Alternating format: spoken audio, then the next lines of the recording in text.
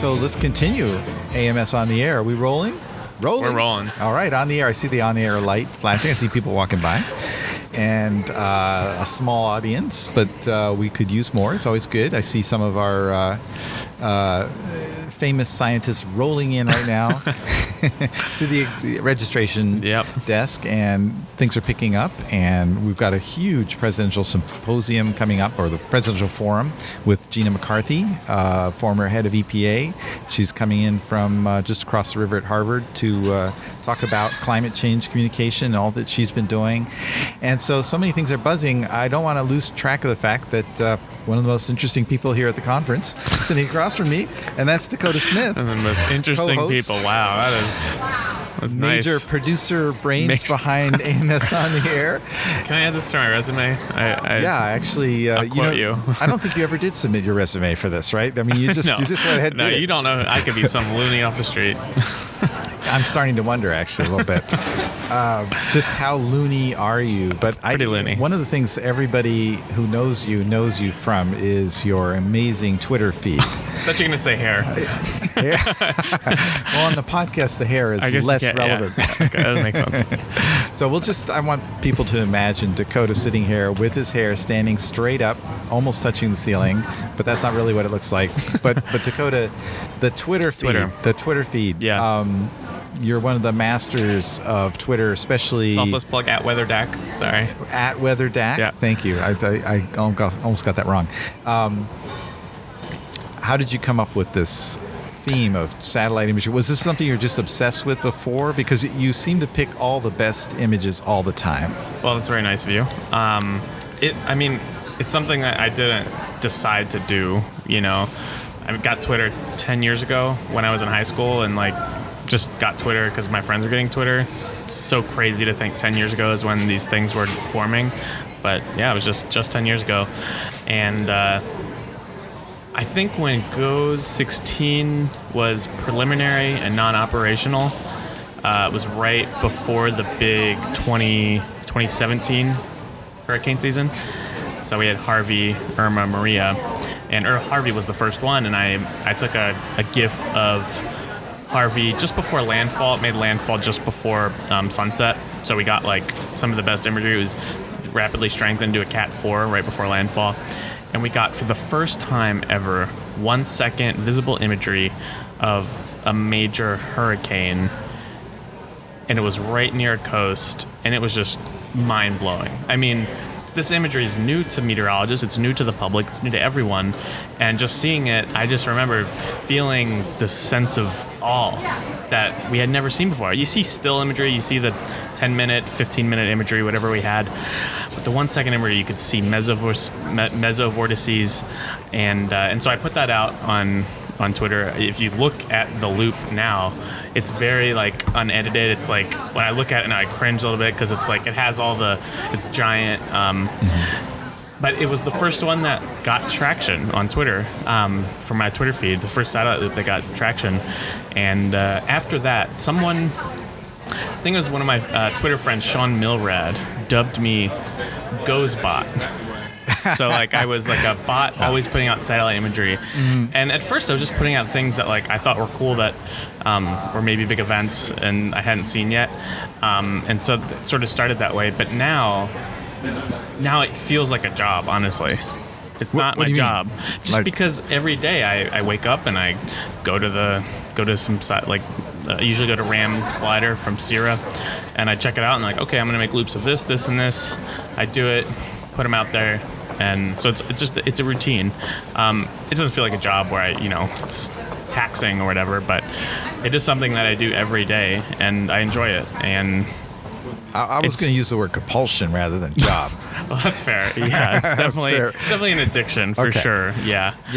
And I'm addicted to. Always been addicted to satellite images, but the thing that's really more addictive about the Twitter feed and about satellite imagery now is the looping.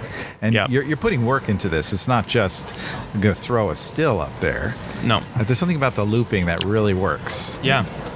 You're seeing things that you couldn't see a long time ago. That's another thing that always gets people, right? I mean, what are some of the other things about the satellite imagery, the feeds, the new satellite imagery that you think is like taking us a step beyond where we were? Well, so first I'll say that now it's sort of like a big community of satellite meteorologists, enthusiasts, or whatever. There's so many people now that post these imagery, these loops, these animations.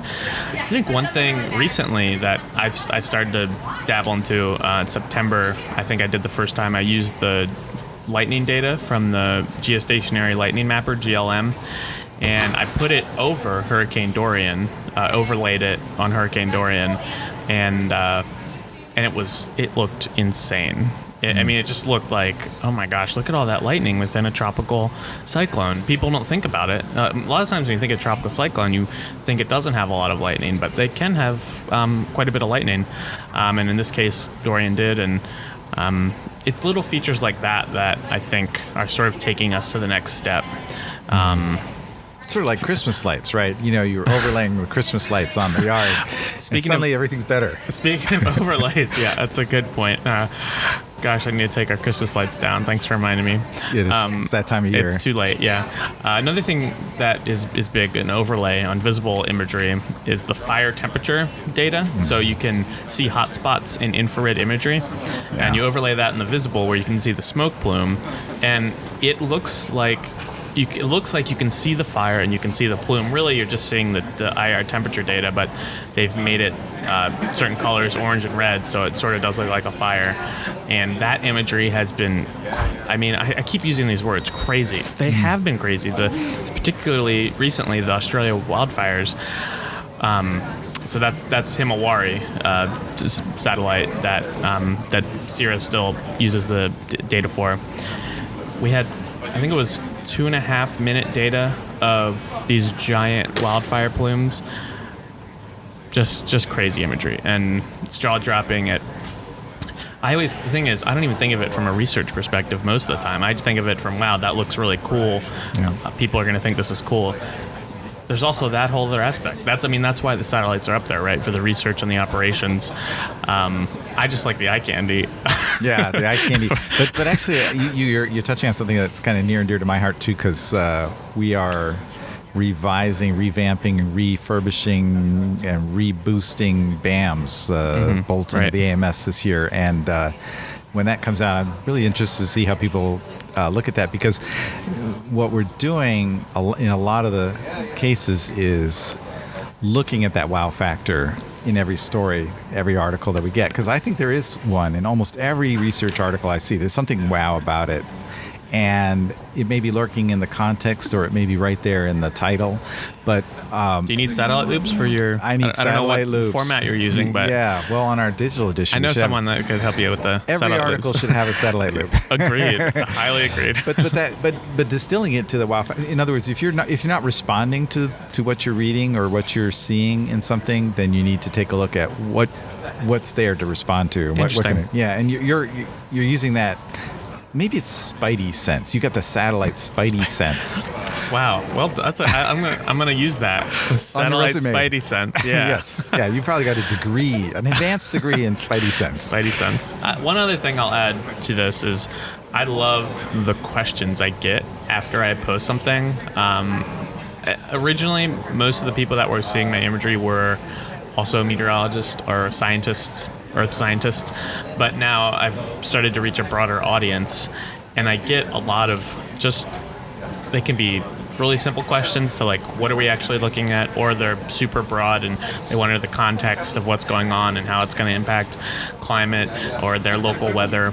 And I spend most of my time, honestly, is answering questions. It's making the loop doesn't take nearly as long than it is answering the questions. And I feel like if you don't answer the questions that you get on your Twitter feed, especially if you're a scientist, then why are you doing it? That is such a key part of it. It's not just Twitter, it's Reddit, it's Facebook too. I post on all those different areas so that it can reach the broadest audience. And then you learn a lot too when you answer questions, because you have to think about it in a way that you don't normally think about it. How has it changed your feed, some of the questions you're getting? Has it changed the way you think about certain images or what you're looking for? Yeah, I think so. I think it sometimes changes how I actually understand the data. because sometimes I'll get a question that it was for the fire temperature data. I got a question on like, so what are we actually looking at? And I was like, oh, you're right. Like, I should make it clear that we're not actually looking at visible imagery of the fire burning. We're looking at a fire temperature infrared product. So I think it makes me understand the data better, because usually when I get a question like that, I'll go and read some manuals or a research paper or two to understand myself. But I also get crank questions that like, why are they spraying our atmosphere, and that type of thing. And so you gotta handle that too as well, because you don't want people seeing that and thinking that's a valid good faith question. Right. So there's a whole other aspect there as well. Yeah, you got to manage public interface in a whole different way than you manage, say, just a group of friends. But in other words, satellite imagery is blown up, and your feed's blown up, in the process. So that's another change, right? Because you're no longer a feed for a smaller group of people. You're a feed for a really large public. So how has that changed, other than the cranks, the contrails? How's that changed your feed? Knowing your audience. That's a great question. I'm not sure it's changed it that much. I think I do try to give the imagery more context. So if I'm posting like a local visible imagery of a small phenomenon like fog, like sort of swooshing in a valley. Sometimes before I probably would have just posted that without much content. I put the location and everything, but a lot of times now I'll put under in a thread. I'll put like what we're looking at and why it's happening. Try to give more background, more science context for it. I also do post about big events when they happen. I don't think I always did that, but now I know if it's affecting a large population, a lot of people, I'm definitely going to post about it, because I know other people. Sometimes I get pinged if I don't post something, or I'm like late. Yeah. I'll get some they'll tag me and say, "Hey, could I see this?" Get out of bed, Dakota. Go hit the computer. Stop working. Stop doing your actual job. By the way, you have an actual job? I do have an actual job. Man. Yeah, isn't that wild? Where are you working now? NCAR. National Center for Atmospheric Research. And social science-y kind of stuff? Yeah, I'm on a tornado warning social science project right now with Dr. Julie DeMuth is my advisor in that, and it's so much fun. It's totally different than any research I've done before in grad school or in undergrad, and it's been a lot of fun. And I'm presenting here at That's right. AMS 2020 on that. So, what's your talk and when is it?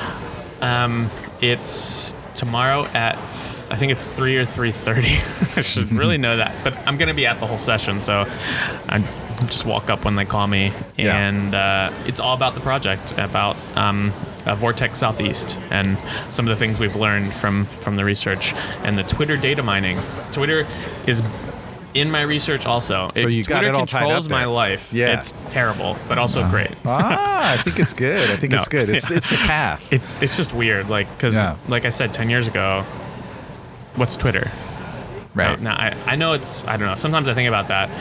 But you're on the inside and the outside at the same time. You're researching it and you're doing it. Yeah. So you're going to end up having a research paper on satellite loops on Twitter, and its conflict of interest is going to be it's going to be like a Mobius strip of conflict. I mean, if Twitter goes down, I'm done. I need to maybe get into TikTok or something. That's the Branch latest. out. All right. Well, we're going to watch for you on TikTok. Your feed address at. Again? WeatherDAC for Twitter. WeatherDAC. At WeatherDAC. At WeatherDAC. Yep. All right. Dakota, this it's was been fun. good. It's good to meet you finally after all this time. It's good to be in one place for once. So let's keep it going. I'll have to interview you next time. If I show up. If you're there. All right, everybody. We'll talk to you soon. Listen for us soon.